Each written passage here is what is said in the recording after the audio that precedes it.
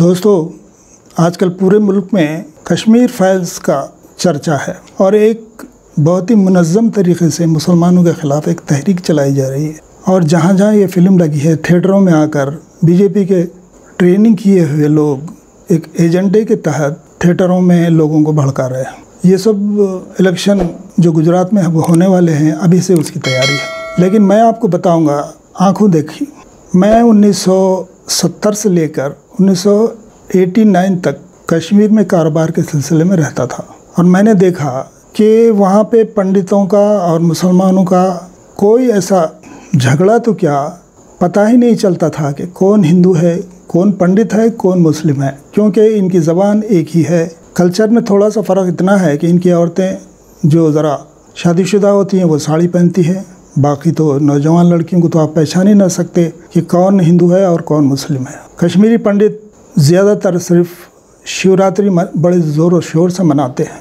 बाकी त्यौहार जो आजकल नए नए त्यौहार निकले हैं, उस ज़माने में तो खैर ख़ास नहीं हुआ करते थे। तो हर महल्ले में मिक्स थे ये लोग, और चूँकि कश्मीरी पंडित पढ़े लिखे लोग थे और मुसलमान अनपढ़, इसकी वजह से महकमे, जितने गवर्नमेंट के महकमे होते थे उसमें यही लोग नौकरी में छाए हुए थे। कहीं किसी भी डिपार्टमेंट में चले जाए, खुसूसन सेंट्रल गवर्नमेंट के ऑफिसेस जैसे post and telegraph office, Doordarshan, radio Kashmir और नेशनल बैंक्स में तो ये हालत थी कि चपरासी से लेके ब्रांच मैनेजर या जनरल मैनेजर तक सब पंडित हुआ करते थे उस ज़माने में। ये मेरा आंखों देखा हाल है, क्योंकि मेरा वास्ता बैंकों से हमेशा पड़ता रहा है। खुशहाली थी। गवर्नमेंट अनाज पे सब्सिडी देती थी, 30-35 रुपये में पूरे घर का राशन आ जाया करता था, क्योंकि शायद रुपये के 2 किलो कुछ चावल मिलते थे। शक्कर वगैरह भी सस्ती सब्सिडी पे मिलती थी। बहरहाल ऐसा कोई ख़ास नफ़रत की फ़ज़ा हिंदुस्तान के ख़िलाफ़ नहीं थी। लोग अपने अपने कामों में मसरूफ़ रहते थे, रोज़गार भी था, लेकिन बहुत ही पसमानदा इलाका था वो। सर्दियों में कई महीने तक वहाँ बिजली नहीं होती थी। अगर आती भी थी तो अगर कोई चीज़ आपके घर में गिर जाए तो मोमबत्ती लेकर ढूंढना पड़ता था, बिजली होने के बावजूद ये हालत होती थी। इसके बावजूद भी कोई बेचैनी नहीं थी, लोग आदी हो चुके थे इन चीज़ों का। फिर क्या हुआ, एक टर्निंग पॉइंट आया कि कश्मीर के हर घर से लड़के लड़कियां पढ़ लिखने के शौक़ में मुब्तला हो गए और कुछ ही दिनों के बाद हर घर में ग्रेजुएट्स, पढ़े लिखे लड़कियां लड़के धड़ाधड़ निकलने लगे। और जब ये सब होने लगा तो पढ़ने के बाद उनको नौकरी भी चाहिए था, क्योंकि कोई ऐसा बिज़नेस तो था नहीं वहाँ, या तो कोई छोटा मोटा कारोबार करें उसके लिए पैसा चाहिए, पैसा तो था नहीं, गवर्नमेंट जॉब तो था नहीं।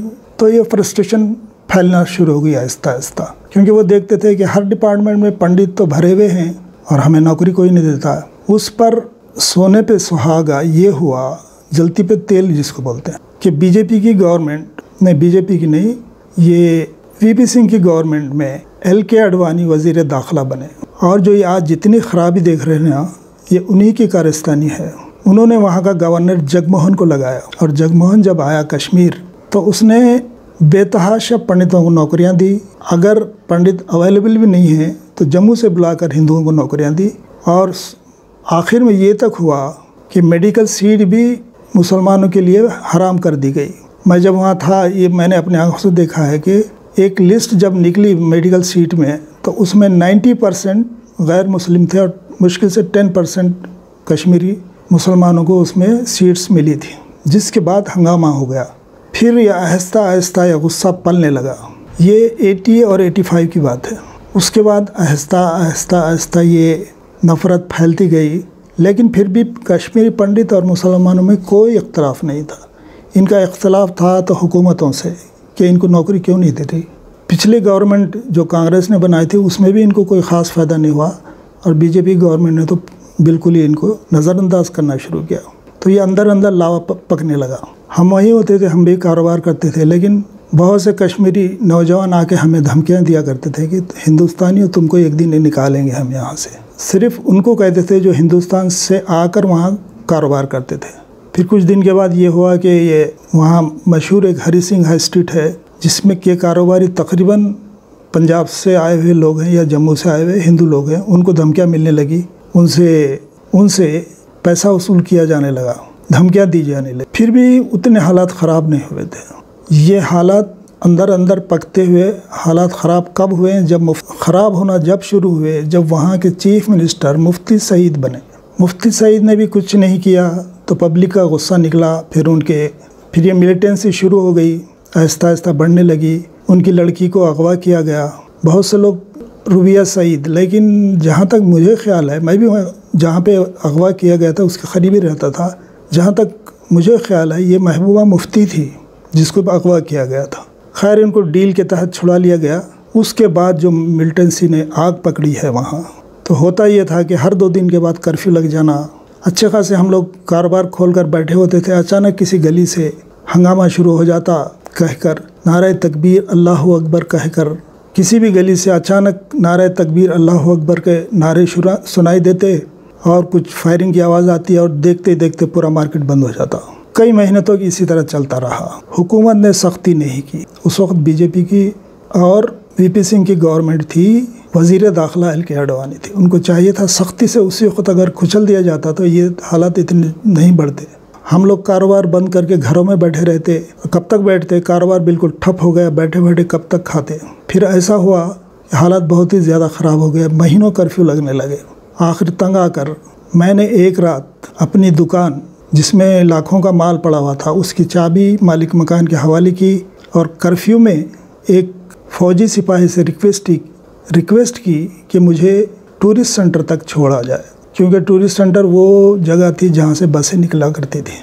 तो उस फ़ौजी ने झट मुझे अपनी गाड़ी में बिठाकर वहाँ तक छोड़ दिया और उस कर्फ्यू की रात में मैं वहाँ से निकल गया। ये 1989 की बात है। मैंने जब कश्मीर छोड़ा था ये था जुलाई 1989।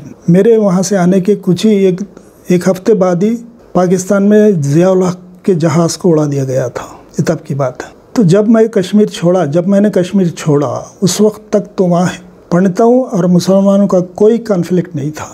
फिर 89-90 में मैंने शादी की। फिर दोबारा मैं कश्मीर गया अपनी बीवी को साथ लेकर। फिर वहाँ 6 महीने हम लोग रह के आए, तो बड़े मज़े से रह के आए। कोई ऐसे नहीं, हालात भी कुछ सही हो गए थे।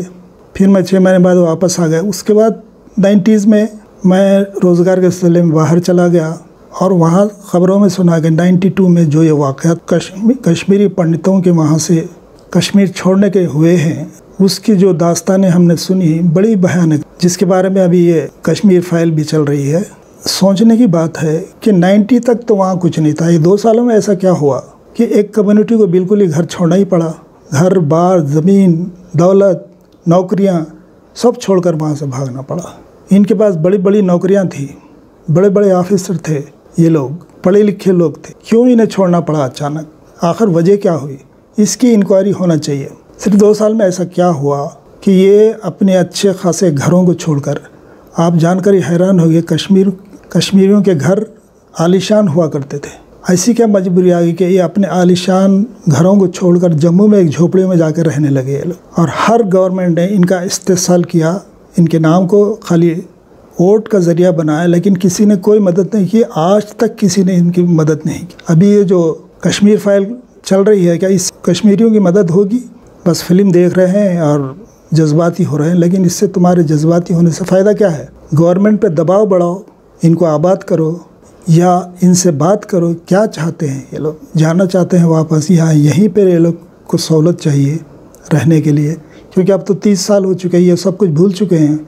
लेकिन वो दर्द जो अपने देश को छोड़ने का होता है, अपने पैदाइशी मुकाम को छोड़ने का होता है, वो दर्द तो इनके दिलों से जाएगा नहीं। अगर हालात गवर्नमेंट अगर ठीक कर दे तो इसमें से 90% वो लोग हैं जो वापस जाना चाहेंगे। तो इस बारे में तभी सोच सकते हैं जब आम पब्लिक के दिलों से फ़िरका परस्ती का जहर निकल कर एक माकूल तरीके से सोच पैदा हो। Thank you.